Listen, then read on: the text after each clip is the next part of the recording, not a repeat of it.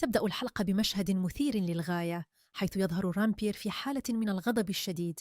يريد رامبير معرفة من هو الشخص الذي استأجر نيك لقتل براتشي، ولم يستطع السيطرة على نفسه أمام هذا التفكير المخيف. فجاءت براتشي لتجد رامبير يضرب نفسه بغضب، محاولا تصفية توتره الداخلي في مشهد يفيض بالعاطفة والدراما. في تلك اللحظة أخبر رامبير براتشي بأنه إذا استطاع الإمساك بالشخص الذي حاول قتلها فلن يتردد في ضربه حتى الموت. لكن في قلب هذه القوة والغضب بدأ قلبه ينهار قليلا تحت وطأة مشاعره، فصرح لها بأنه يحبها بصدق، وأنه فعل المستحيل ليجعلها جزءا من حياته، رغم أنه يأسف لأنه لم ينجح تماما في ذلك. تأثرت براتشي كثيرا بكلمات رامبير، وبدأت الدموع تتساقط من عينيها، فهي شعرت بصدق حبه وعمق مشاعره تجاهها. استمر رامبير في الحديث عن أحلامه الثلاثة: أن يكون إنسانا ناجحا، أن يتزوج بها، وأن يصبح أبا يشاركها حياة جديدة. لكنه فجأة صرخ بأن هذا الحلم لن يتحقق الآن، لأنهما لم يعودا معا. ومع ذلك عبر عن حبه لدرجة أنه أظهر لبراتشي كل شيء في قلبه، على الرغم من أن حلم الأبوة قد تحقق بالفعل، إذ إن براتشي حامل. لكن رامبير لا يعلم بذلك بعد.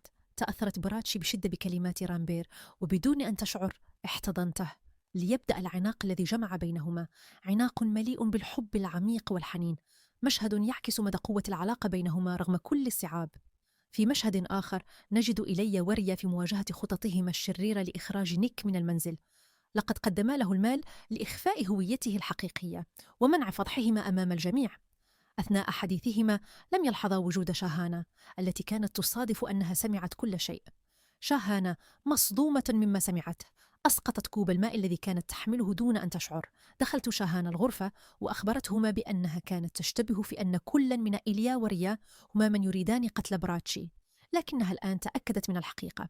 بدأت شاهانة بإخبارهما أنها ستذهب إلى رامبير لتكشف الحقيقة، فحاولت إيليا وريا ملاحقتها، لكن شاهانة استطاعت الهروب والوصول إلى رامبير وبراتشي. لكنها لم تتمكن من الكلام قبل أن يسمع رامبير صراخ العائلة عن وجود لص في المنزل. ركض رامبير مسرعا ووجد شخصا يحاول الهروب، فتبعه مع العائلة. قام المجرم بتوجيه سكينا نحو براتشي مهددا حياتها، ما جعل رامبير يعيش لحظة من الخوف الشديد. استغل المجرم فرصة لإرهاب الجميع، لكن رامبير تفاوض معه وطلب منه الانتظار حتى يحضر له الحقيبة التي بها ما يريد. عندما فتح رامبير الحقيبة فوجئت العائلة بكمية المال الكبيرة داخلها، وهو مبلغ لم يكن موجودا في المنزل من قبل. شاهانة حاولت كشف الحقيقة بأن إيليا وريا وراء هذا المال، لكن إيليا قامت بإلهائها وضربها لتمنعها من الإفصاح، في مشهد يعكس التوتر والصراع الدرامي بين الخير والشر.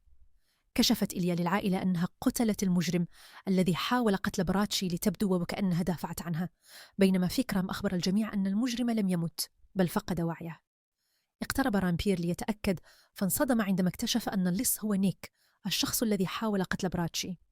حاولت شاهانة كشف الحقيقة مرة أخرى، لكن ريا قامت بضربها فأفقدتها وعيها، وأخبرت العائلة أنها فقدت وعيها بسبب الشمس الحارقة، بينما قامت براتشي بالعناية بها ونقلها إلى غرفتها. في الوقت نفسه تظل إيليا وريا يخططان لمواصلة أسرارهم، حيث تخبر ريا إيليا أن الحقيقة ستنكشف قريبا عبر شاهانة ونيك، لكنها تظل هادئة مطمئنة ريا أن الأمور ستسير كما يخططان ولن يتم كشف أمرهما قريبا. بعد التوتر الكبير الذي عم المنزل، اتخذ رامبير قرارا صادما أمام الجميع. أعلن بصرامة أنه لن يتصل بالشرطة لأنه يريد أن يكتشف الحقيقة بنفسه. قال لهم بصوت مليء بالتحدي: نيك سيبقى هنا في هذا المنزل حتى يستعيد وعيه، وعندما يستفيق سأهدده ولن يكون أمامه خيار سوى الاعتراف بمن استأجره لقتل براتشي. لكن براتشي لم تستطع تقبل هذا القرار. وقفت أمامه بحزم وقالت له: رامبير، هذا الرجل خطير، لا يمكنك الوثوق به، يمكن أن يقوم بأي شيء ليهرب، يجب أن نسلمه للشرطة فورا. إلا أن رامبير أجابها ببرود وثقة: لا يا براتشي، أنا لا أثق بالشرطة، سأربطه بنفسي ولن يكون قادرا على الهرب. التفت نحو ريا وطلب منها أن تجلب له حبلا، وعندما أحضرته قام رامبير بربط نيك بقوة، شده بكل طاقته حتى يتأكد أنه لن يتحرك ولو قليلا. في تلك اللحظة أعلنت بلافي للعائلة أنها متعبة وتريد النوم، فانسحبت إلى غرفتها، بينما توجه رامبير إلى براتشي وطلب منها أن تذهب لترتاح هي الأخرى. وبالفعل رافقها حتى غرفتها، فيما بقي فيكرام جالسا أمام نيك يراقبه عن قرب حتى لا يتمكن من الهرب إذا استيقظ.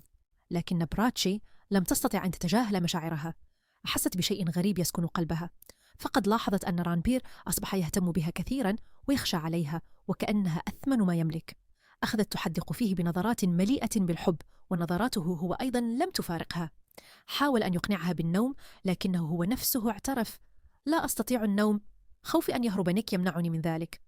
وبينما كانا يتبادلان النظرات في صمت عاطفي طويل، لم يدركا إلا وهما بين ذراعي بعضهما يعانقان بعضهما البعض بشوق وارتباك.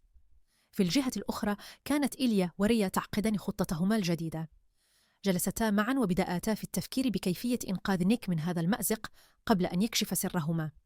اقترحت إيليا ببرود قاتل: علينا أن نجعل فيكرام ينام، سنضع له حبوب النوم في الماء، وعندما يخفو نذهب لنفك الحبل عن نيك ونهربه.